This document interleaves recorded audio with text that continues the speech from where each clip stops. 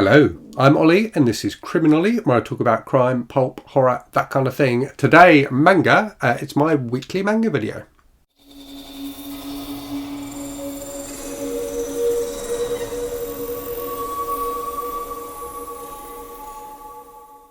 So I've got 5 things to talk about this week. 4 of the series like I'm reading on an ongoing basis, and also something else that was sent to me by the publisher for review. So let's start with that one. So that book was From the Red Fog by Mosae Nohara. I didn't like this, I'm afraid. I really didn't like this at all. So this is set in kind of Victorian London, and it's about a young guy who, at the start of the story, his mum's a serial killer and keeps him imprisoned in the cellar, and he has to help her dispose of the bodies. She dies, he escapes, and then goes on a rampage, basically. He meets various other people, and horrible things happen. This is a horrible book. And it really, clearly I'm someone who likes horror. I'm not easily offended. I like nasty stuff, but I found this book borderline distasteful. It just seems to revel in its nastiness, and also just isn't told with any kind of wit or humour, or there's nothing in here that I found entertaining, I'm afraid. So the publishers may regret sending it to me. But yeah, and the thing that really struck me about this book is everyone in it is awful. Like, there are no characters who have any redeeming features at all. It really is just nastiness after nastiness. So yeah, I'm afraid I really didn't enjoy that at all. Okay, let's move on to something a bit more positive, and I'll talk about the other stuff I've been reading. So these are 4 of my regular series. So Attack on Titan Volume 4 I read, and then Chainsaw Man Volume 3, Blood on the Tracks Volume 3, and Spy Family Volume 3.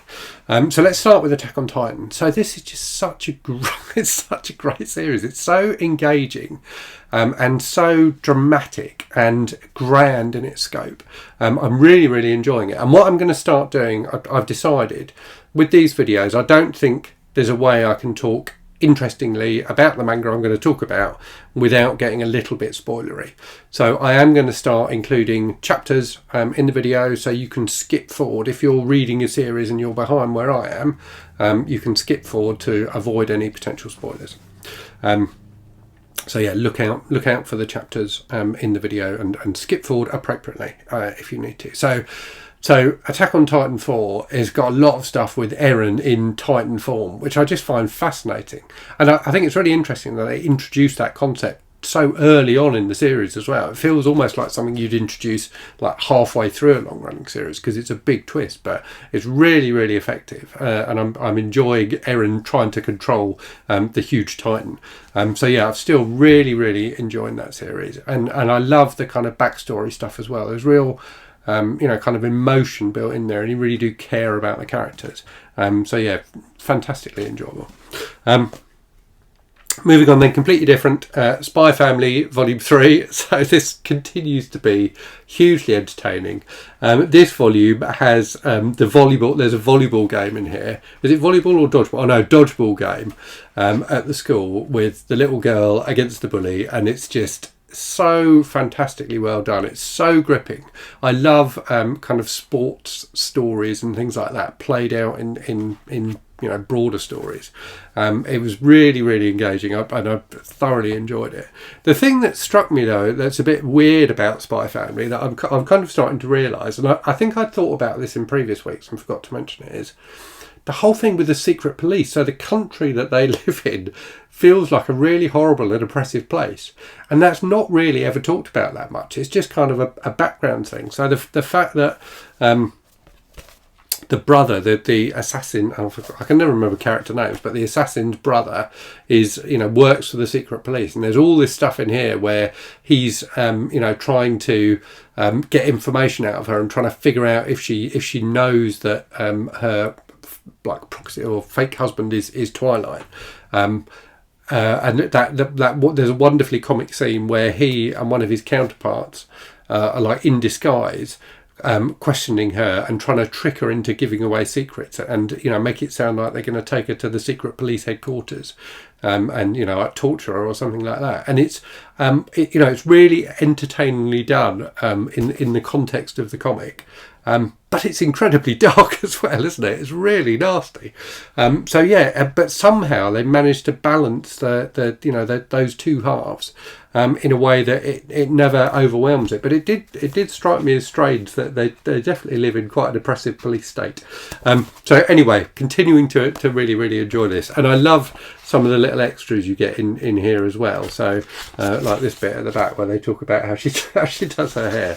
And there's a section as well where they talk about they show her in lots of different outfits, the assassin character, in the comic we mostly just show them wearing the same thing because it's easier. Really enjoyed that.